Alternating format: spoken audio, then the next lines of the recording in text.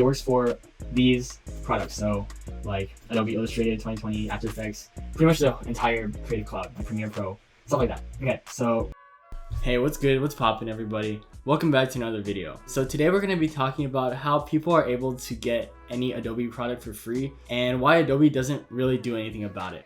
Let's head right in. First, let's go over what pirating is. By definition, online piracy is the act of downloading and distributing copyrighted content without permission.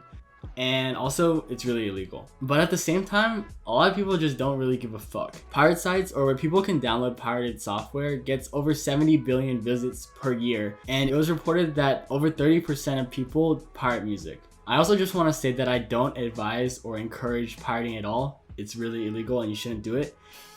This video is just for educational purposes. Yeah, so now that that's out of the way, if somebody were to want to pirate anything like a movie or a book, what they would do is they would go on a website called Pirate Bay, and then they would turn on a VPN like Hotspot Shield to hide their IP address. And they would also have to download a torrenting software like BitTorrent, uTorrent, or Voxel.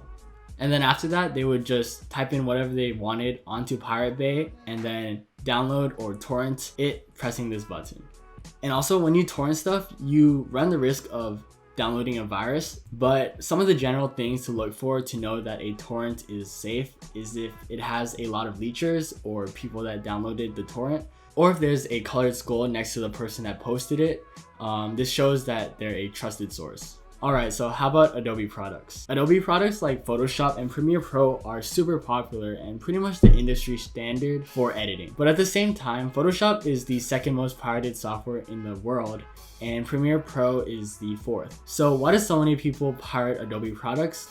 Well, it's mainly because of the price. At full price, it's $53 per month, and that's like $636 per year, which is a lot. I would say that most people can't afford this, so then a lot of people just pirate it. But the interesting thing is that Adobe doesn't really seem to care very much. They kind of just let it happen. And the reason why they don't really care is because piracy actually can help them out. I mean, obviously they'd rather have people buy the product rather than steal it, but as the Logmein CEO Michael Simon said, if people are gonna steal something, we sure as hell want them to steal our stuff. And the main reason for this is that Adobe products have a learning curve to use them. And so along with things like free trials, piracy helps Adobe stay the standard in the industry, even when there's a lot of cheaper alternatives in the market. And when you have a majority of creators in the entire world using your product, some of them are bound to be successful and make money. And when that happens, they'll be accustomed to using Adobe products and now not only be able to pay for them, but also tell other people that they use it. As Bill Gates' mega simp once said about Windows, which is pirated a lot, people don't pay for the software, but someday they will though.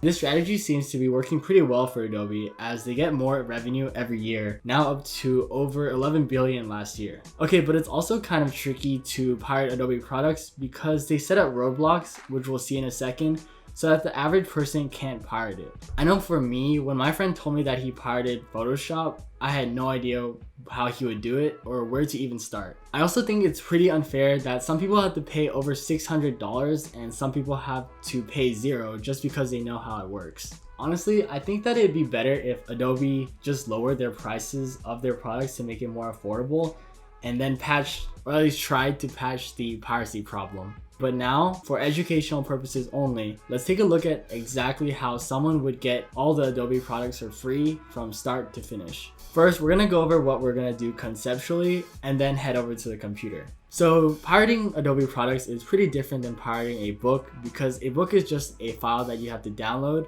and Adobe products are applications which you download and they're connected to the cloud, which checks if you're licensed to use it or not. The way Adobe decided to set it up is that they allow people to download their products like Photoshop for free, but they can't use it unless they're authorized. And to get authorized, you just pay the $53 a month and then you can use it. The way they check if you're authorized is mainly through a DLL file or a dynamic link library file.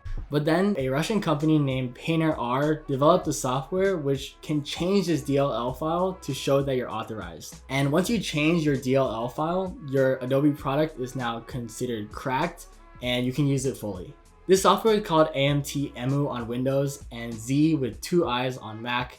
And generally they're called the Universal Adobe Key Patcher. But like I said before, it's not that easy to do because they set up roadblocks to make it less appealing to the general public. There's also fake versions that will just give people viruses, but don't worry. Let's take a look at how people actually do it correctly. Alright guys, so check it out, new setup, but let's get started. So pretty much I'm going to show you guys how to do it on the Mac just because that's what I have right now.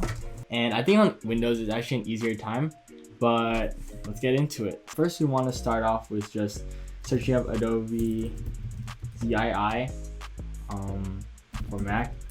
I guess we don't need for Mac because it's already for Mac. And as you can see here, there's a website called adobezii.com. And what we want to do is go to latest version, which will give us the latest version of ZII. And as you can see here, it works for these products. So like Adobe Illustrated 2020, After Effects, pretty much the entire Creative Cloud, like Premiere Pro, stuff like that. Okay, so what we want to do is download it, and we can just do this by clicking here and just download it. Alright, so now we have it downloaded, and if you open it, you'll see that you need like a password for it. So again, this is like a roadblock, and pretty much what we want to do is go back to the website. You could just search it up, but on the website it shows that the zip password is adobezii.com, and we're just going to take that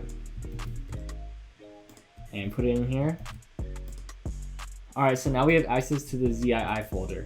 Yeah, in general, rule of thumb for working with anything online is just whenever you run into a problem, there's definitely gonna be some solution online, so just Google it. And most of the time you'll find some like very amazing Indian guy that will show you how to do it. Alright, so now we have the folder open, and we want to open this DMG file so we can access the software. And if we open this, and then we go in here, and we see that the Adobe ZII application is right here, and this is what we want to be able to run. And if we double click it, we see that it says that it's damaged and can't be opened. But again, this is just like another roadblock. If you weren't watching this video and wanted to do it yourself, you would have to, pretty much you would just copy this and then put it into Google, and there's going to be a solution. The reason why this is happening is because the application has attributes that makes it not executable at the moment. So what we need to do to solve this is to go into applications and then drag this ZII into applications. And now you can try, but it's still not going to work. So what we need to do is we need to go to terminal. And now that we're in terminal, we need to go into the application's terminal. So we're going to do CD, which is change directory, to go into the applications folder. So now we're in the folder, and what we need to do is clear the attributes that make it not executable. And we can do this by using a command called XATTR, which stands for extra attributes, then doing -C-R, which means that we're going to clear it, clear all the extra attributes. And then this is the file name of our Z file. So when we run this, it's gonna clear all the extra attributes. And now when we open it, we can see that our software works. And that pretty much brings us to 90% of the way. Now we just have to download the application from Adobe. And so we're gonna get the specific version. So for this example, I'm just gonna pick After Effects.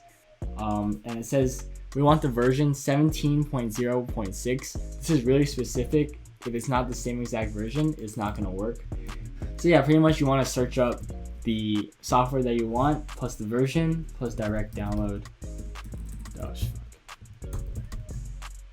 And I guess you want to put Mac or Windows. And here we can see that there's a downloader. And these are pretty much just the trial versions that Adobe distributes for free. So we're going to download this.